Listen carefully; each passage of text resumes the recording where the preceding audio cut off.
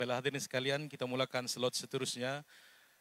Alhamdulillahirrabbilalamin, wassalatu wassalamu ala sayyidil mursalin wa ala alihi wa sahbihi ajma'in. Hadirin sekalian, ahlan wa sahlan wa marhaban bikum. Sekali lagi majlis mengalu-alukan kehadiran muslimin dan muslimat ke program Kota Sufi Sinusantara yang diadakan di Masjid Bandaraya Kota Kinabalu. Pengisian aqliyah dan rohaniyah yang mendalam menanti anda dari pembentangan ilmiah, majlis ilmu hingga zikir yang mendamaikan jiwa dan menenangkan sukma. Hadirin sekalian, bertemu kita pada sesi berikutnya iaitu sesi tausiah yang ketiga pada hari ini. Kini kita singgah sejenak dalam slot motivasi nuraniyah bersama Fadilatul Ustaz Dr. Muhammad Afif bin Yahya, Setiausaha Rabitah Masyayikh Sufi Nusantara. Marilah kita tadahkan telinga dan hati agar motivasi yang lahir dari cahaya nurani ini menjadi obor penyuluh perjalanan hidup insani. Ayuhal huduril kiram, nastami'ul an ila al-mawazatin nuraniyah ma'a fadilatil Dr. Muhammad Afif bin Yahya, Amin Rabita Masyayikh Sufia bin Nusantara, la'allaha takunu nuran fi qulubina wa dalilan fi hayatina. Falyatafaddal mashkura fadilatil Dr. Dipersilakan. Bismillahirrahmanirrahim.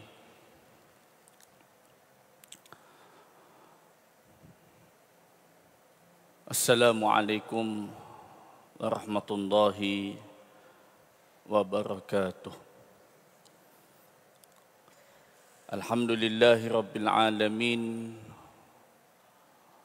Wassalatu wassalamu ala asyrafil anbiya'i wal mursalin wa ala alihi wa sahbihi ajma'in. Bismillahilladzi la yadurru ma'asmihi syai'un fil ardi wa la fis sama'i wa huwas sami'un alim.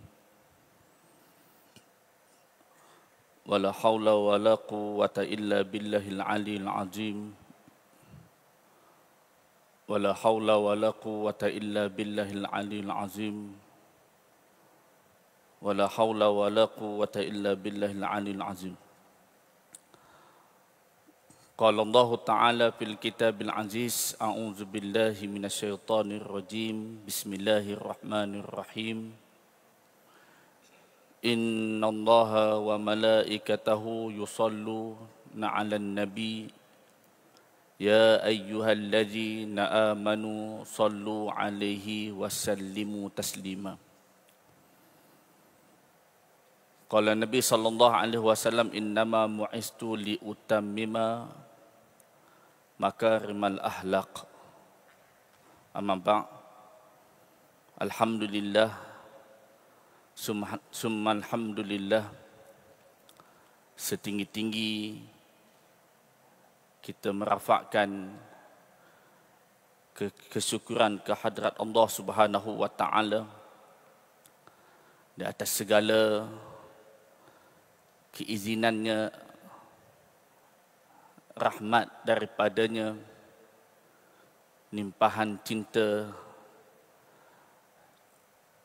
daripada Allah Subhanahu wa taala, belas kasih daripadanya, ihsan kebaikannya. Allah Taala memberikan kita kesempatan demi kesempatan kehidupan, nikmat iman, Islam, ihsan, nikmat dapat beribadah kepadanya, dapat sujud kepadanya. Dan alhamdulillah pada pagi ini Allah Ta'ala kumpulkan kita dalam majlis ilmu di tempat yang penuh barakah, di rumahnya Allah Subhanahu wa Ta'ala.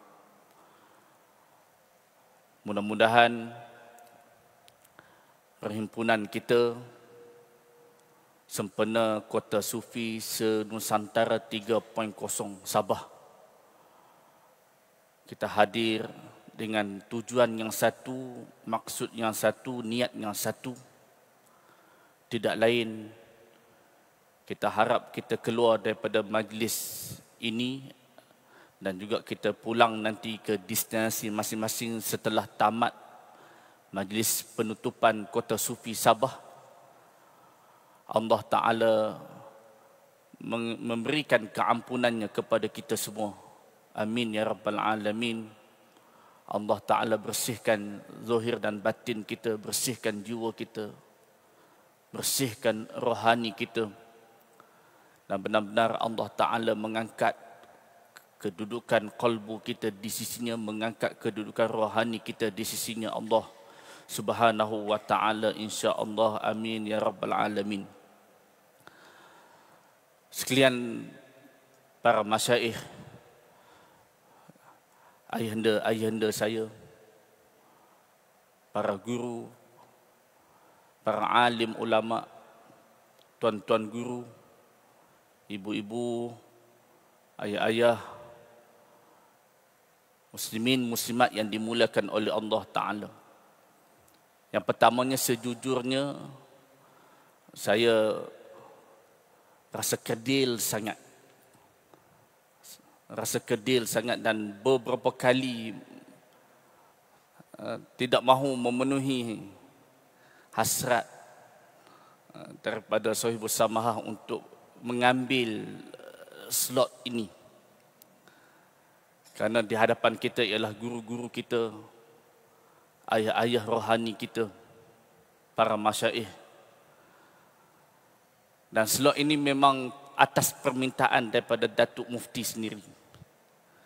Jadi Datuk Mufti apabila kami bentang ke awal kata kerja dengan tajuk-tajuknya dan para pembentang-pembentangnya, cadangan-cadangannya, maka ada beberapa slot tambahan daripada beliau sendiri, Sahibus Samahah Datuk Mufti Kerajaan Negeri Sabah. Maka salah satu slotnya ialah sekarang ini, slot jam 10 sampai 10.30 dengan bertemakan motivasi Nuraniyah. Dan beliau sendiri yang mencadangkan agar saya yang mengambil dan mengisi slot ini. Kerana kata ayahanda Datuk Mufti, mahu ada wakil daripada orang muda. Kena ada wakil dari orang muda satu slot. Maka ayahanda Datuk Mufti Sahibus Samahah minta saya sebagai sebagai orang muda lah untuk mengisi slot ini. Dan beberapa kali cuba nak menolak, kerana kita terlibat secara langsung juga untuk sebagai rustia khidmat dalam program ini, tidaklah mahu mengambil slot. Namun insya-Allah dengan barakah para guru-guru kita, sekadar mana yang boleh saya sampaikan, insya-Allah, dan mudah-mudahan apa yang saya sampaikan itu lebih kepada saya tujukan untuk diri saya. Apa yang saya ingin sampaikan dan apa yang ingin saya kongsikan dalam pertemuan ataupun slot motivasi Nuraniyah ini tidak lain adalah untuk saya ketuk diri saya ketuk kalbu saya sendiri, dan saya berikan tumpuan untuk menasihati diri sendiri dan mengharapkan doa daripada sekalian para jemaah, para masyaikh kita. Amin ya rabbal alamin. InsyaAllah pada pagi ini saya akan berkongsi berkaitan apakah itu tasawuf. Apakah itu tasawuf dan apakah itu sufi. Maka apabila kita sebut tasawuf, maka ada beberapa perbahasan istilah berkaitan istilah-istilah pada sudut bahasa. Suf itu merujuk kepada bulu pakaian, bulu kasar yang dipakai oleh orang zuhud pada abad awal Islam sebagai tanda menjauhkan diri daripada kemewahan. Juga merujuk pada istilah sofa yang kejerningan ataupun sufah. Ada kalangan para sahabat yang hanya duduk beribadah di masjid dan lain-lain. Pada sudut istilah, tasawuf ialah ilmu dan amal yang membicarakan yang menekankan tentang ataupun mengenai tazkiyatun nafs. Itulah tasawuf. Tasawuf ialah ilmu dan amal yang berteraskan, yakni penyucian hati daripada sifat mazmumah. Bagaimana nak bersihkan hati daripada kegelapan, daripada zulumat, dan bagaimana nak menghiasinya dengan sifat-sifat mahmudah demi untuk nak mendekatkan diri kepada Allah Subhanahu wa taala. Itu asas. Jadi tasawuf ialah ilmu yang memberikan penekanan tentang tazkiyatun nafs. Nak bersihkan qalbu daripada sifat-sifat mazmumah dan nak menghiasinya dengan sifat-sifat mahmudah. Tidak lain tujuannya untuk nak mencapai makrifat kepada Allah. Karena tujuan hidup ini tidak lain, tidak dua, hanya satu. Tidak tiga, hanya satu. Tujuan hidup ini adalah untuk bermakrifat kepada Allah. Seperti mana Allah Ta'ala rakamkan dalam Al-Quran, وَمَا خَلَقْتُ الْجِنَّ وَالْإِنْسَ إِلَّا لِيَعْبُدُونَ. Tidak kami ciptakan jin dan manusia melainkan untuk beribadah dengan makna ay liya'rifun. Jadi tujuan amal, tujuan ilmu untuk amal, dan tujuan amal agar berlakunya penyucian. Dan apabila sempurnanya penyucian yang sudah berlaku pada dirinya, batinnya, jiwanya, maka ketika itulah akan tersingkap akan rahsia-rahsia ilahiyah. Ini proses tazkiyatun nafs disebut sebagai takhalli, tahalli dan tajalli. Ketika sempurna penyucian qalbunya dengan didikan dan bimbingan daripada guru yang mursyid, maka Allah Ta'ala yang akan memberikan kurniaan permata makrifat daripada Allah Subhanahu wa Ta'ala. Kemudian Allah Ta'ala rakamkan di dalam Al-Quran, masih pis yang pertama, Allah Ta'ala rakamkan di dalam Al-Quran surah Asy-Syams. Allah Ta'ala sebut qad aflaha man zakkaha wa qad khaba man dassaha. Ini satu pujian dan satu pengiktirafan Allah kepada kalangan hamba-hambanya yang suka bersihkan jiwanya, yang mencintai menyucikan jiwa. Sesungguhnya beruntunglah orang yang menyucikan jiwanya, dan sesungguhnya rugilah orang yang mengotorinya.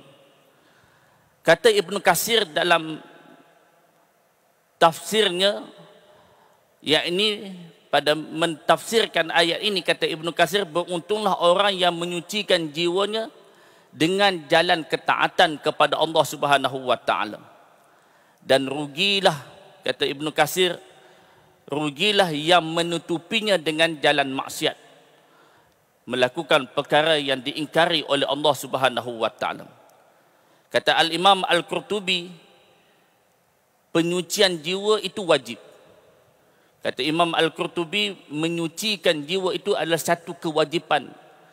Kerana tanpa tazkiyah, tanpa penyucian, hati akan menjadi gelap. Jadi hatinya akan dinodai dan hatinya akan dibaluti dengan zulumat, kegelapan nafsu.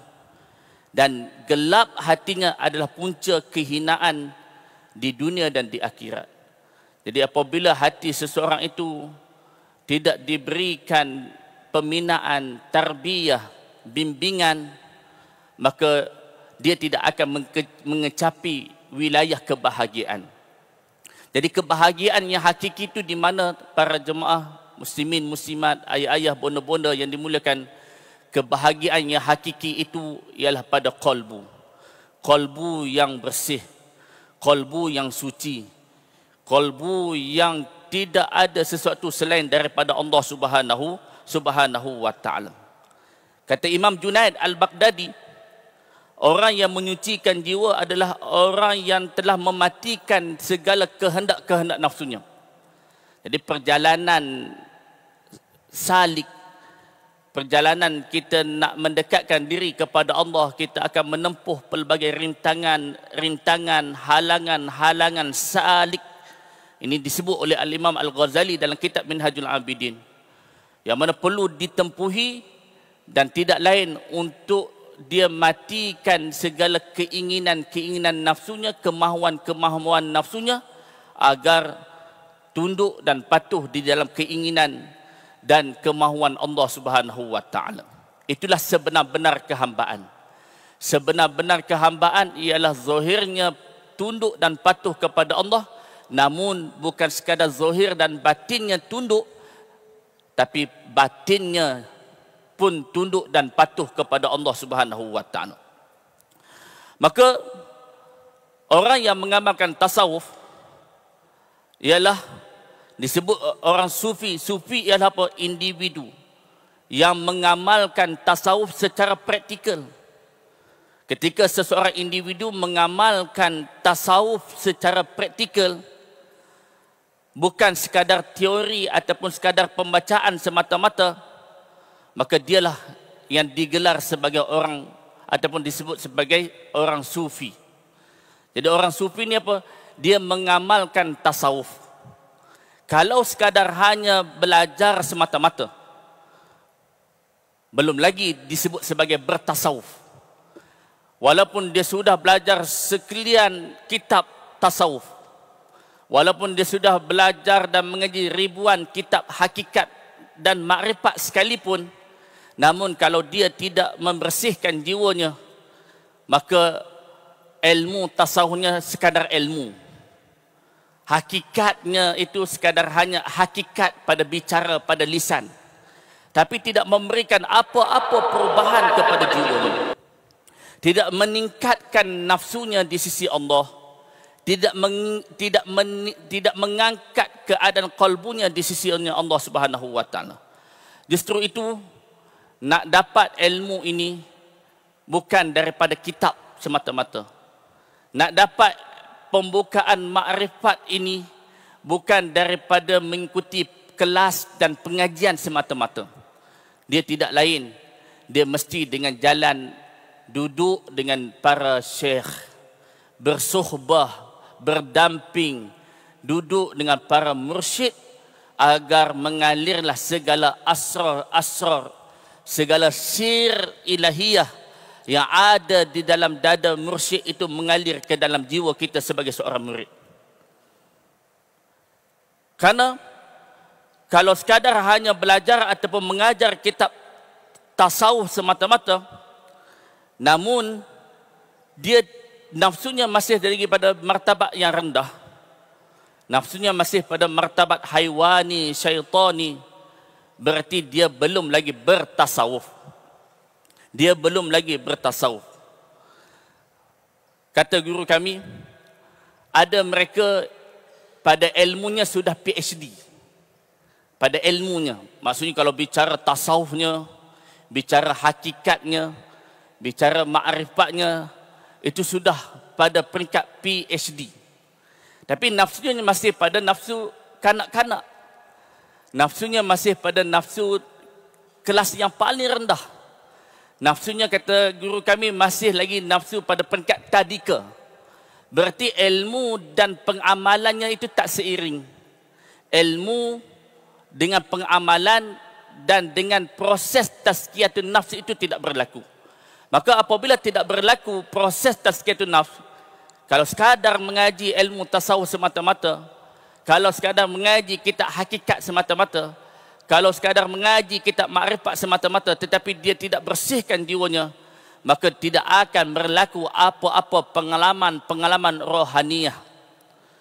Jadi ilmu mesti amal.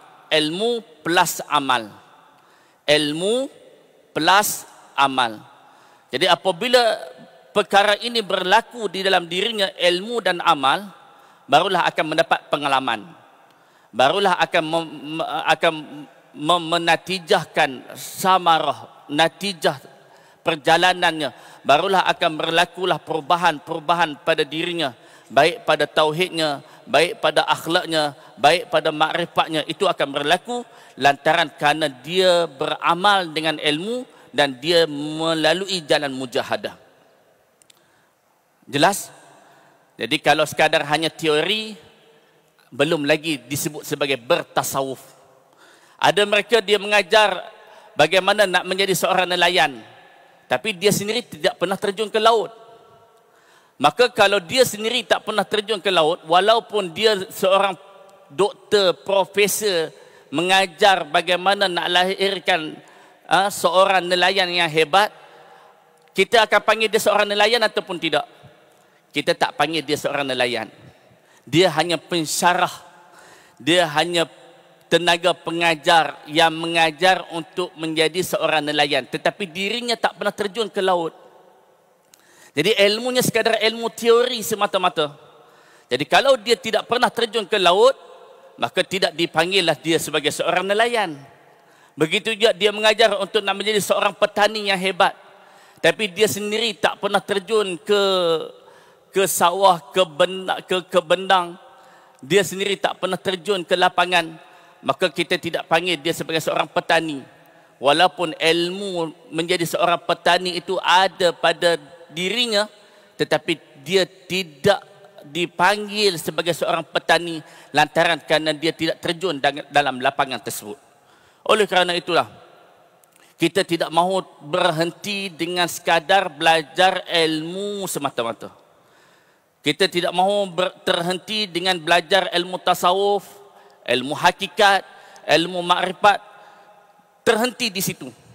Kalau sekadar terhenti di situ, tidak ada apa-apa perubahan. Nafsu kita masih ammarah. Nafsu kita masih lagi cintakan sesuatu selain daripada Allah Subhanahu wa taala. Oleh kerana itulah, nak menempuh jalan ini yang disebut oleh guru-guru kita, para masyaikh-masyaikh kita, tidak lain dengan jalan mujahadah. Dia mesti dengan jalan bagaimana nak menekankan nafsu, nak mengerasi akan nafsu. Dan jalan ini jalan yang penuh keperitan, jalan yang penuh kesakitan, kata guru kami.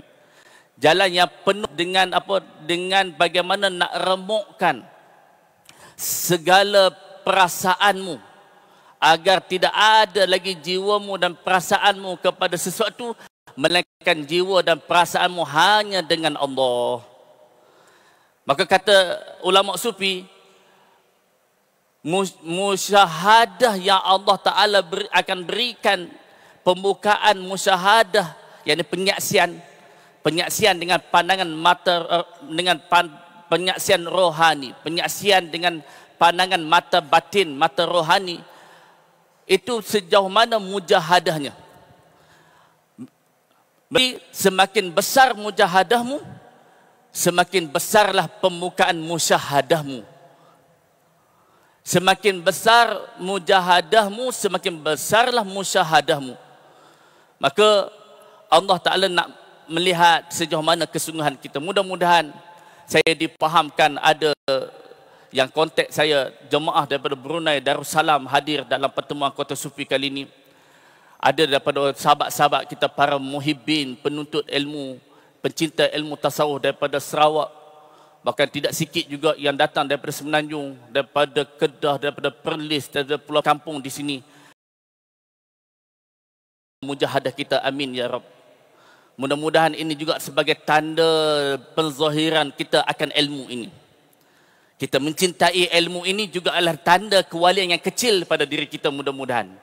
Walaupun kita tak boleh nak mujahadahnya sepertinya para awliya-awliya, para rijal-rijal. Namun kita mencintai mereka. Mencintai ilmu ini, itu juga tanda kewalian dan tanda Allah Ta'ala nak memberikan kebaikan. Mudah-mudahan Allah Ta'ala terima segala pengorbanan bonda-bonda, ayah-ayah yang datang nak berkampung 3 hari, 4 hari di sini. Tanda untuk nak bantu, nak bangkitkan kembali ilmu para leluhur kita. Nak bangkitkan kembali kekuatan di akhir zaman ini, tidak lain dengan nak bangunkan qalbu insan di sisinya Allah Subhanahu wa Ta'ala. Maka inti dalam perjalanan tasawuf ini tidak lain dengan mujahadah, dengan riadah. Dia mesti dengan jalan yang perit. Bahkan kunci bagi sekalian inti bagi perjalanan ini tidak lain memiliki seorang guru yang kamil mukamil, seorang mursyid, seorang yang dapat memandu, yang memiliki autoriti, yang memiliki keizinan, yang ada pengalaman berpuluh-puluh tahun di dalam dunia kerohanian dan mendapat izin dengan memiliki sanad yang sahih, berada di atas manhaj yang sahih. Mudah-mudahan di situlah kuncinya. Jadi kunci perjalanan makrifat itu di mana? Ialah pada guru. Kunci pembukaan pada guru. Kunci akan berlakunya limpahan iaitu pada guru yang mursyid. Karena guru yang mursyid inilah yang akan memandu seorang murid itu sampai wusul kepada Allah Subhanahu wa taala. Oleh kerana itulah kita anjurkan Kota Sufi 1.0, kita anjurkan Kota Sufi Nusantara 1.0 Masjid Seri Sendayan tahun 2023 Ogos. Kemudian 2024 pada bulan Januari kita adakan Kota Sufi Nusantara 2.0 di tempat Syekh Fatur Rahman, Pesantren Idrisiyah. Beliau akan sampai, beliau akan hadir, akan bersama dengan tuan-tuan Syekh Fatur Rahman, Mursyid Tariqah Idrisiyah. Dan 3.0 bonda-bonda ayahanda ini tuan rumahnya Sabah. Sabah sebagai tuan rumah. Maka tidak lain kita bawa para mursyid, para masyaikh pimpinan tariqah agar kita ini bertaut kembali hati kita dengan mereka insya-Allah. Dan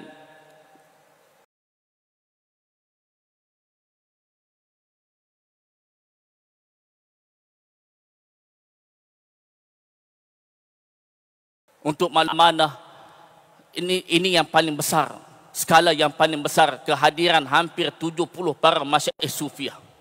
Hampir 70 yang akan hadir, yang semalam sudah sampai, hari ini akan sampai, malam ni akan sampai lagi, yang akan duduk berbincang pada petang esok.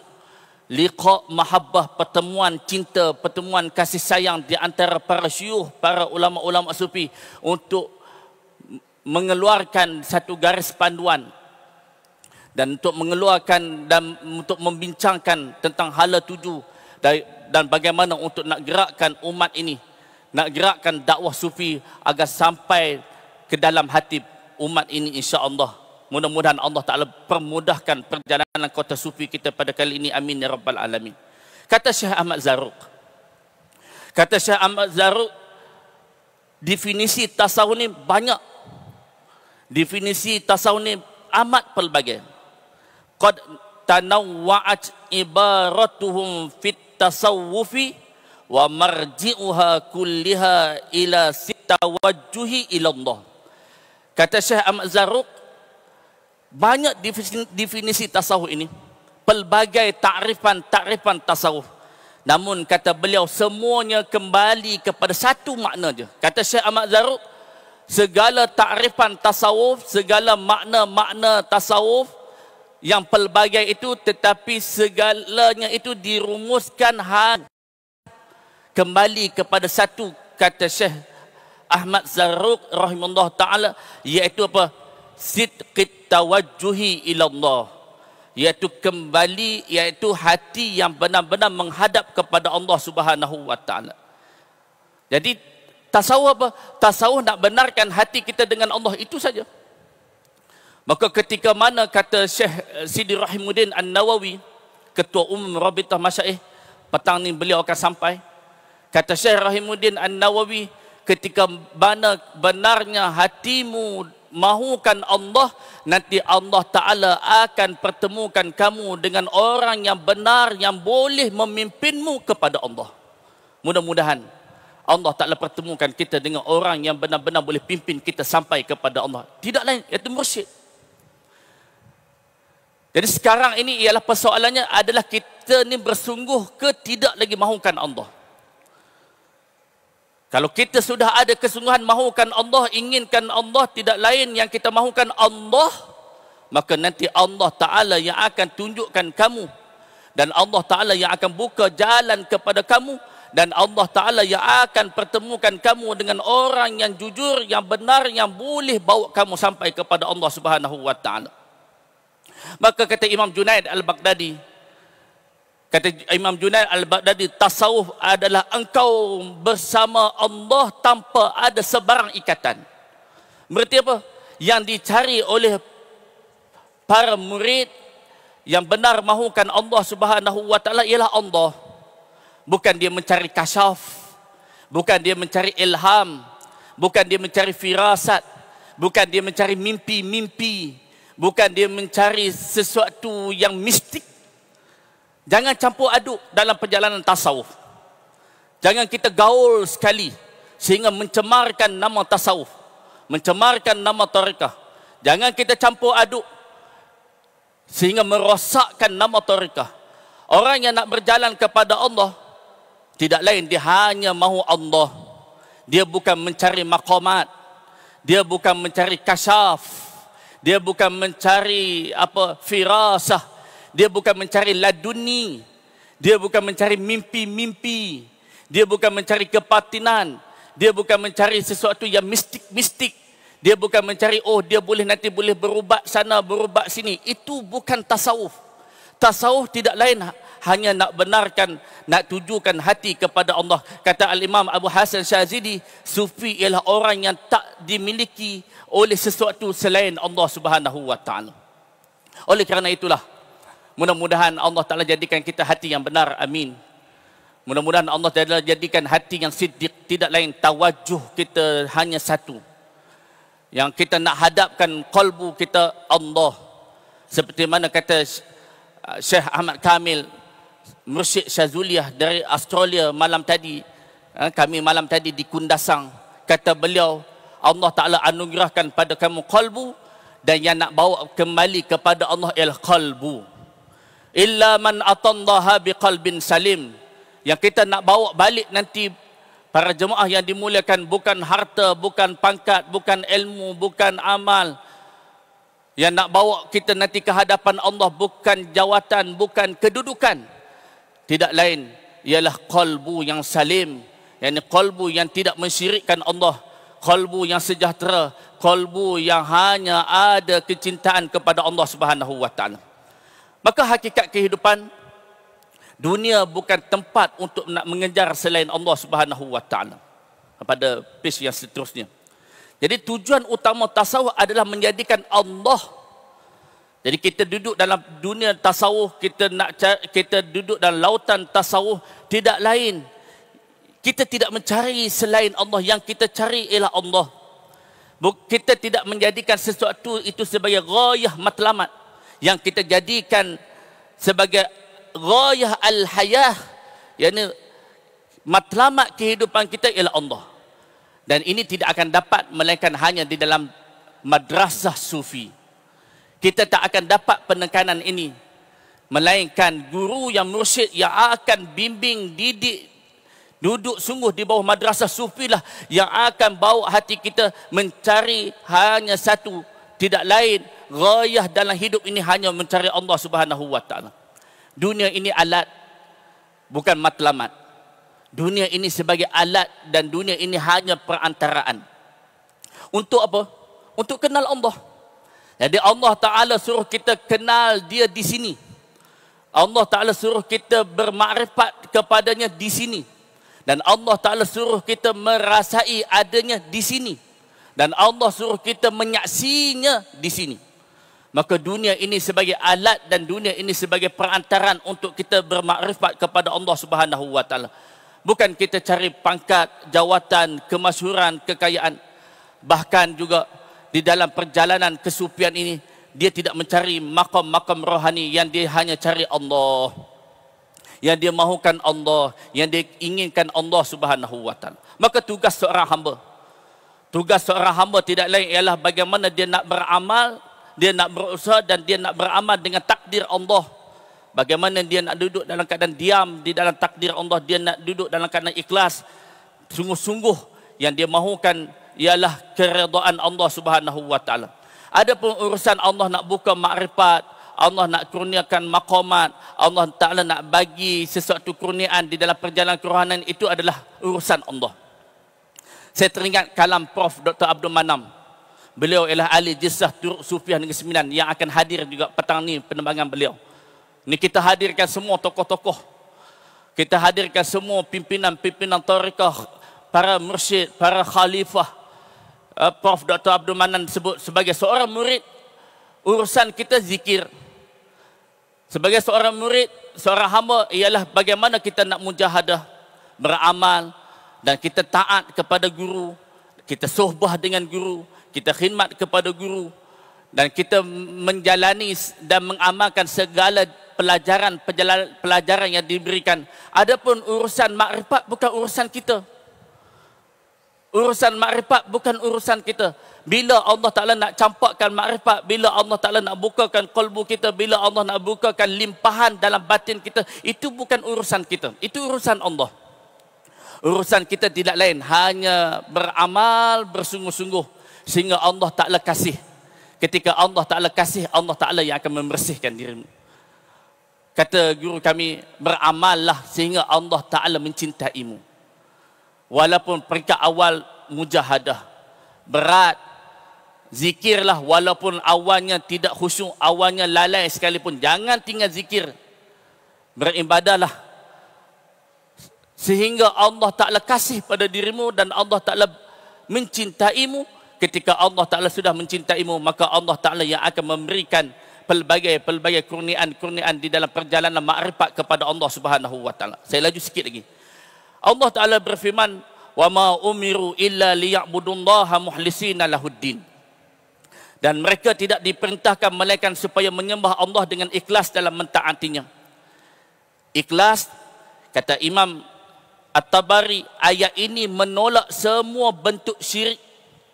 Ayat "wa ma umiru illa liya'budullaha mukhlisina lahuddin", kata Imam At-Tabari, ayat ini menolak semua bentuk-bentuk syirik dan riak.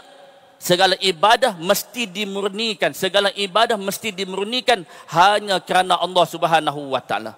Dan bagaimana nak murnikan ibadah itu? Tidak lain, kena bertasawuf. Bagaimana nak murnikan amal kita? Bagaimana nak murnikan ibadah kita? Tidak lain, kena bertasawuf. Jadi apabila nak bertasawuf, kena ada guru, kena ada syekh, kena ada mursyid yang membimbing, pimpin satu demi satu maqamat demi satu maqamat, satu wilayah daripada satu pembukaan daripada, sehingga mendapat tahqiq daripada beliau, daripada seorang syekh, sehingga kita akan mendapat yang dikatakan zauq, kelazatan rohani dengan Allah Subhanahu wa Ta'ala.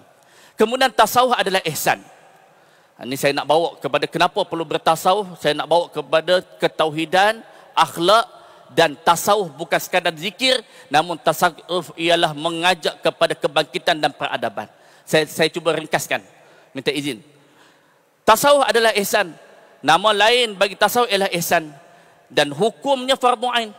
Setiap mukallaf untuk menyempurnakan ibadah dengan penghayatan ihsan. Ihsan maqam yang tertinggi.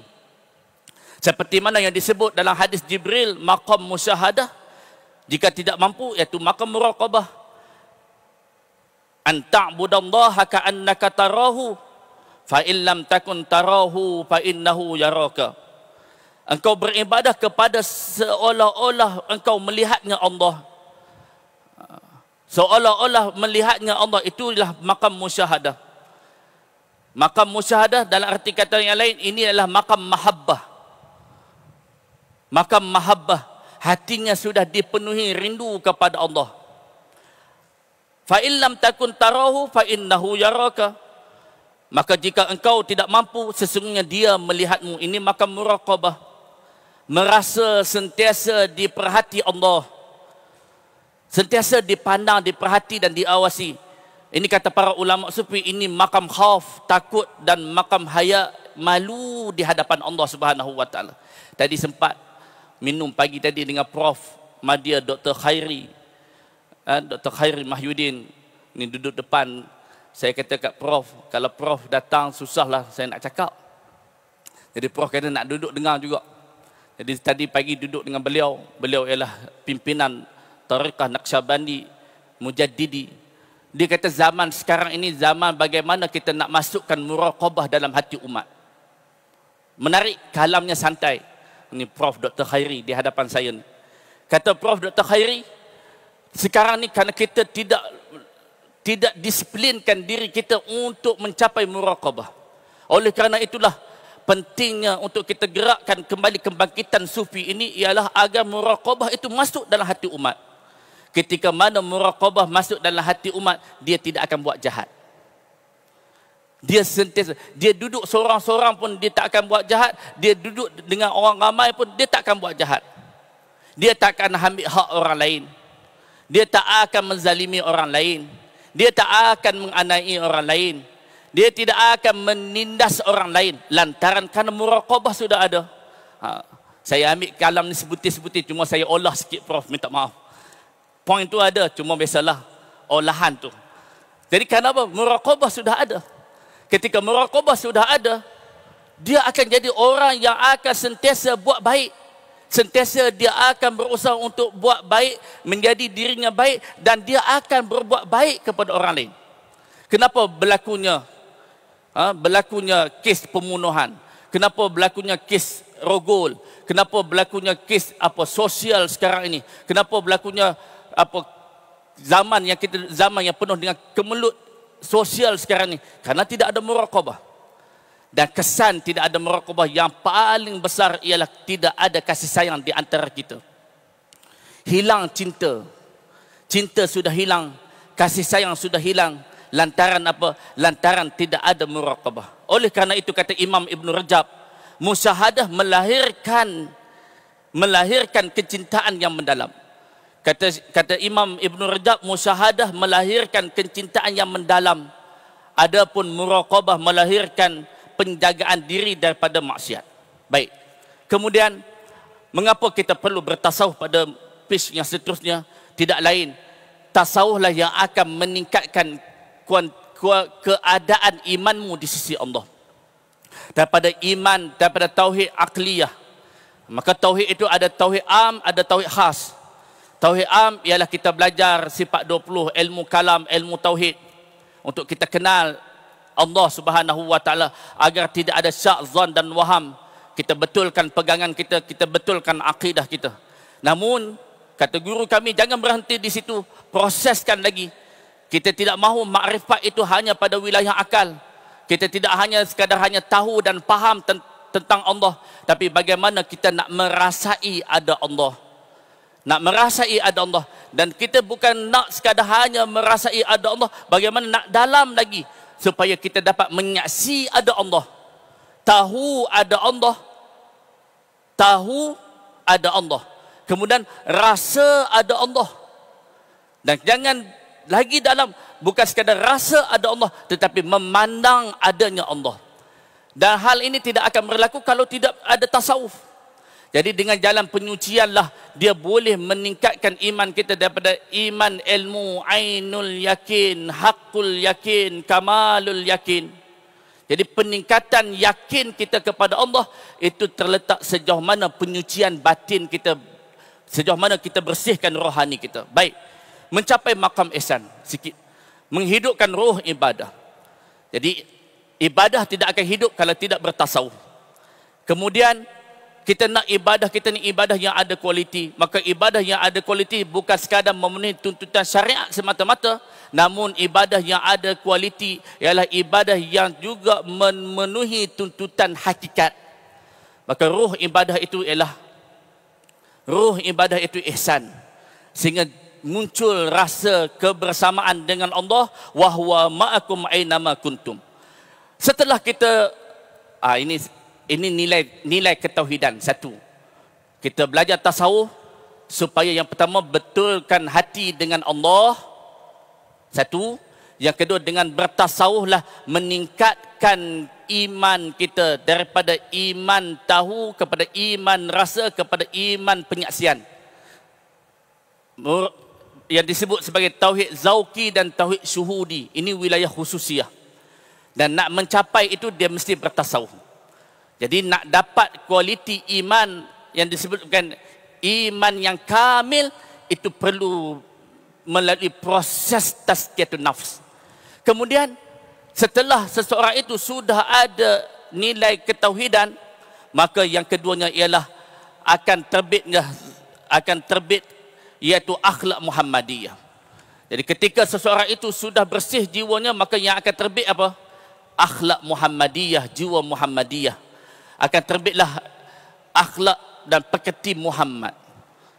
Maka bangunkan kembali dalam dirimu, kata guru kami, kota Mekah, iaitu simbolik kepada ketauhidan. Dan tauhid yang dimaksudkan ini bukan tauhid akliyah, tapi tauhid yang mencapai muraqabah dan musyahadah.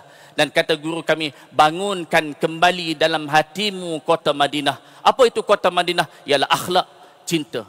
Bangunkan kembali Muhammad dalam dirimu. Oh, malam tadi kita turun di Kundasang. Semua masyaikh kita malam tadi semua buka tentang wilayah hadrah Muhammadiyah. Allah. Buka tentang hadrah, nak mencapai mahabbah dengan Muhammad, musyahadah dengan Muhammad. Pembukaan inilah dan ilmu inilah yang kita kena bangunkan kembali. Dan sufi bukan sekadar hanya bicara hakikat, tapi sufi juga turun ke lapangan. Maka di antara satu kelainan kota sufi kali ini juga adalah cadangan daripada Sahibul Samah Datuk Mufti, ialah kita turunkan para masyaikh kita semalam ke Kundasang untuk menyantuni masyarakat Kundasang. Adanya santunan rahmah, diberikan juga sana bakul rahmah kepada para asnaf, baik muslim dan juga tidak non muslim. Nak menunjukkan sufi ini, sufi dia bukan sekadar untuk dirinya. Sufi bukan sekadar duduk di atas tikar sejadah. Sufi bukan hanya memetik biji-biji tasbih sehingga putus tasbih. Tidak. Sufi dia akan bangun.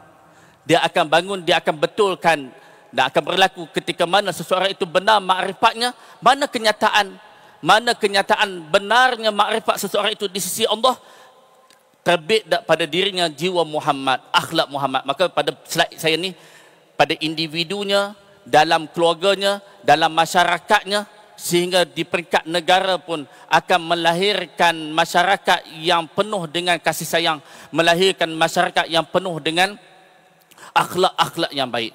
Oleh kerana itu, kul in kuntum tuhibbunallah fattabi'uni. Fattabi'u ini kata guru kami pada syariatnya, pada tarikahnya, pada hakikatnya dan pada makrifatnya. Jadi jangan ikut Nabi hanya syariat semata-mata. Fattabi'uni, yang itu pada syariatnya Nabi, pada tarikahnya Nabi, pada hakikatnya Nabi, pada makrifatnya baginda Nabi sallallahu alaihi. Barulah dia duduk dalam hadrah Muhammadiyah. Ketika seseorang itu duduk dalam hadrah Muhammadiyah, sebenarnya itulah pintu kepada hadrah ilahiyah, kata Syekh Dr. Luqman semalam. Dr. Luqman Al-Azhari, beliau menyebut bahawa Nabi itu pintu kepada Allah Subhanahu wa taala. Dan yang terakhir daripada saya sebelum saya berundur, ialah sufi juga membawa kita kepada mengangkat kembali peradaban ini. Kita jangan lupa, jangan kita buat lupa yang membawa kebangkitan, yang mengislamkan Nusantara ini siapa? Semuanya ialah para ulama-ulama sufi. Kita lihat kalau di bumi Sabah, tuan-tuan, siapa itu Syarif Aulia Makhdum? Siapa Syarif Aulia Makhdum yang datang membawa Islam di sini, yang mengajar tasawuf, mengajar memberikan kepahaman sehingga demi sedikit masyarakat berubah. Kita jangan lupa sana adanya Tok Pulau Manis, kita jangan lupa sana adanya Tok Paluh, kita jangan lupa di sana ada Syekh Abdul Samad Al-Filambani. Kita jangan lupa di sana ada Tuan Guru Haji Abdul Rahman Limbung. Kita jangan lupa mereka ini mat kilau. Kita jangan lupa yang membawa Islam di Nusantara ini, para Sunan Wali Songo. Siapa mereka ini? Mereka ialah orang yang bertasawuf. Siapa mereka ini? Berarti tasawuf bukan hanya duduk di gua. Tasawuf bukan hanya duduk di dalam berkhalwah, beruzlah semata-mata. Nabi SAW berkhalwah di gua Hira. Ketika Nabi dapat wahyu, Nabi tidak berdiam di dalam gua itu. Nabi tidak berdiam dalam gua Hira, namun Nabi turun ke dalam masyarakat sehingga memberikan perubahan kepada masyarakat jahiliah. Oleh kerana itu, kita nak harap siapa lagi untuk kebangkitan ini? Kita nak harap siapa lagi, tuan-tuan, bonda-bonda? Kita nak harap siapa lagi kebangkitan, dan kita nak harap siapa lagi yang nak bangkitkan peradaban di akhir zaman ini? Tidak lain mereka yang sudah melalui proses penyucian qalbu. Tidak lain mereka yang duduk bersimpuh di bawah para mursyid, mereka yang sungguh-sungguh menyucikan kalbu. Ketika hatinya sudah dengan Allah, maka Allah Ta'ala yang akan berikan pertolongan. Kalau hati sudah benar dengan Allah, barulah Allah Ta'ala bagi kejayaan dan kemenangan, pertolongan demi pertolongan. Mudah-mudahan Allah Ta'ala memberkati kita semua. Amin ya Rabbal Alamin. Mudah-mudahan Allah Ta'ala mengangkat musibah pada negeri kita, negara kita. Mudah-mudahan dengan kota Sufi ini memberikan kebaikan yang besar kepada seluruh umat dan khususnya kepada rakyat di Sabah ini. Mudah-mudahan dengan kota Sufi, asbabnya para ulama-ulama Sufi menghujani rahmat daripada Allah Subhanahu wa taala, menghidupkan kalbu umat, membangunkan kalbu umat, membangkitkan rohani umat, sehinggalah Allah Taala memberikan kejayaan demi kejayaan, pertolongan demi pertolongan. Insya-Allah sejarah tidak akan hilang, sejarah tidak mampu dipadamkan. Kita akan berada pada ketika sejarah berulang dan sejarah kembali pada masanya, pada keadaannya, pada orangnya, pada waktunya, insya-Allah. Dan kita melihat satu kebangkitan. Tidak lain kebangkitan itu ialah bangunkan kembali kalbumu, bangunkan kembali rohanimu, bangunkan kembali jiwamu. Ayuh, saya ajak semua, saya bagi pihak Rustia mengajak semua ibu-ibu, ayah-ayah, tolong kempen lagi. Ini baru hari pertama, baru slot yang ketiga. Nanti malam kita bersama dengan Tuan Guru Haji Abdul Rahman. Uzur beliau. Bukan kerana cinta dia tak akan hadir. Namun dia nak hadir juga walaupun sehari. Tapi kerana apa? Kerana cinta. Dia melihat himpunan para ulama sufi. Duduklah sampai hari Ahad ni. Jangan kita miss untuk kita bersimpuh mendapat limpahan-limpahan daripada para masyaikh kita. Apa yang Allah Ta'ala buka dalam kalbu mereka mengalir walaupun setitis, secebis daripada apa yang telah Allah Ta'ala buka dalam jiwa mereka. Amin ya Rabbal Alamin. Wa sallallahu ala sayyidina Muhammadin wa ala alihi wa sahbihi wa barik wa sallim walhamdulillahi Rabbil Alamin.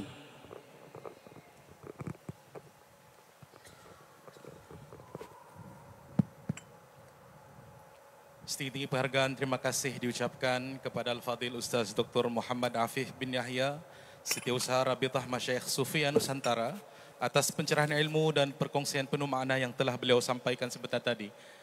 Muslim-muslimat dirahmati Allah Subhanahu wa taala, seperti mana yang dipetik oleh Fadilatul Doktor tadi, beliau ada menyebutkan satu pepatah ataupun satu ungkapan yang masyhur di kalangan ulama-ulama sufi, yang mana disebutkan kullama alatil mujahadah irtafa'atil musyahadah.